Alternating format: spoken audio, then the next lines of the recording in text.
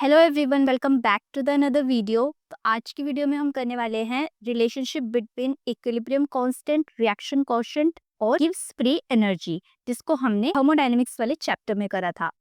और equilibrium constant Kc होता है एंड रिएक्शन कोएफिशिएंट भी सेम उसी की तरह ही होता है, लेकिन उसको हम Q से डिनोट करते हैं। अब जो इक्विलिब्रियम कांस्टेंट की वैल्यू होती है वो डिपेंड नहीं करती है रेट ऑफ रिएक्शन के ऊपर। ये मैंने आपको एप्लीकेशंस में करवाया प्रीवियस वीडियो में, और हमने प्रीवियस चैप्टर में ये करा था कि जो इक्विलिब्रियम कांस्टेंट है उसकी वैल्यू डिपेंड करती है डेल्टा जी के ऊपर, मतलब change in gives free energy के ऊपर। तो यहाँ पर हमारे पास तीन केसेस आते हैं, या तो हमारी डेल्टा जी नेगेटिव होगी, या तो डेल्टा जी पॉजिटिव होगी, या तो डेल्टा जी 0 के इक्वल होगी। अगर डेल्टा जी नेगेटिव है तो रिएक्शन फॉरवर्ड डायरेक्शन में मूव करती है, मतलब स्पॉन्टेनियस होती है। और सेम उल्टा हो जाएगा, अगर डेल्टा जी पॉजिटिव होगा तो रिएक्शन नॉन स्पॉन्टेनियस होगी, और जो फॉरवर्ड डायरेक्शन में प्रोडक्ट दे रही थी वो रिवर्स होकर रिएक्टेंट फॉर्म करेगी। और अगर डेल्टा जी 0 के इक्वल होगा तो रिएक्शन इक्विलिब्रियम अचीव कर लेगी। मतलब इस इक्विलिब्रियम स्टेट से हम रिएक्शन से किसी भी तरह की एनर्जी को ड्राइव नहीं कर सकते, और इसके लिए मैथमेटिकल एक्सप्रेशन आता है।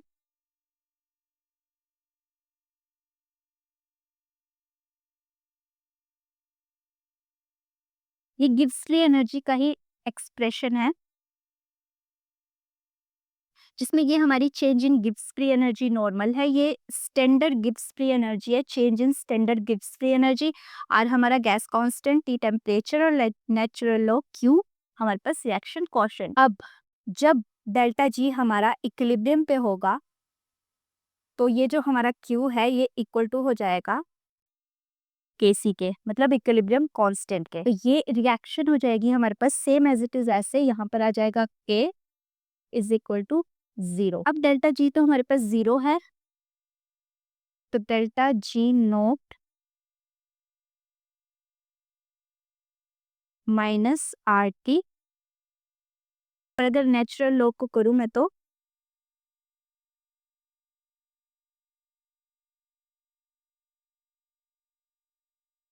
ये आर टी यहाँ नीचे आ जाएगा डिवीजर में। अगर मैं दोनों तरफ एंटी लॉग ले लूँ तो मेरे पास फाइनल इक्वेशन आ जाएगी e raised power delta G dot over R T.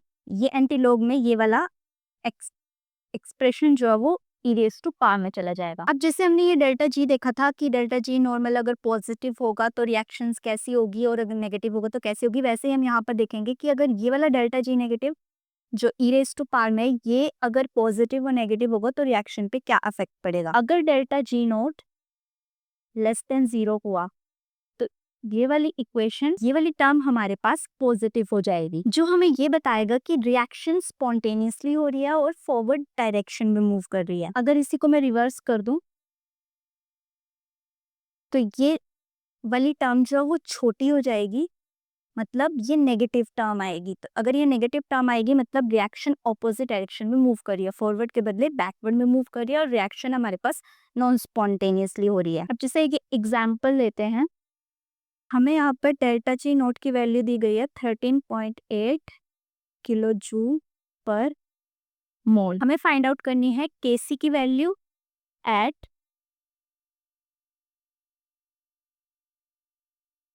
298 kelvin temperature पे। अब हमें ये टर्म किलो जूल में दी गया, हम इसको जूल में कन्वर्ट कर लेंगे।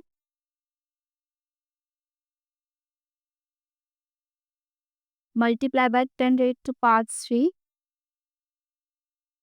अब हमने एक्सप्रेशन लिखा था delta G naught is equal to minus R T natural log के।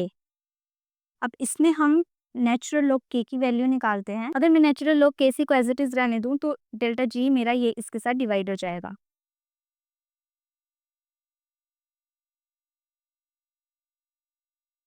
डेल्टा जी नॉट की वैल्यू 13.8। 1 मिनट इधर लिखती हूँ।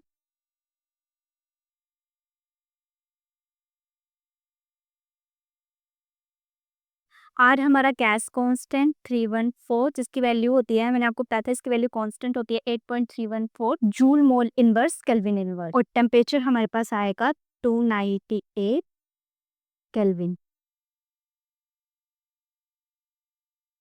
आफ्टर सॉल्विंग दिस ये मेरी यूनिट्स कट जाएंगी, तो मेरे पास नेचुरल लॉग केसी की वैल्यू आ जाएगी -5.569। अब अगर मैं इसका नेचुरल लॉग हटा दूं तो मेरी ये वाली टर्म जो है वो ई रेज टू पा में आ जाएगी, जैसे यहाँ पर हुआ था।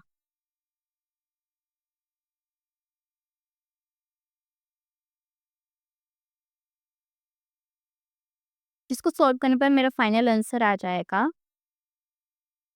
3 raised to power 18 multiply by, तो ये मेरी फाइनल केसी की वैल्यू आ जाएगी। ऐसे ही अगर हमें केसी की वैल्यू दी होगी और हमें डेल्टा जी नोट निकालने को बोला जाए तो हम वो भी फाइंड आउट कर सकते हैं। बस तब तो हमें सिर्फ डायरेक्टली यहाँ पर आर की वैल्यू लिखनी है, टी की वैल्यू लिखनी है और केसी की वैल्यू हमें दी होगी तो वही लिखनी है, हमारे पास डेल्टा जी नोट की वैल्यू आ जाएगी। तो ऐसे भी इक्वेशन, मतलब ऐसे भी कोई क्वेश्चन बन सकता है। So that's all about this topic which is relationship between equilibrium constant, gives free energy and reaction coefficient. मिलते हैं नेक्स्ट वीडियो में। Till then keep exploring and learning gyan with विज्ञान।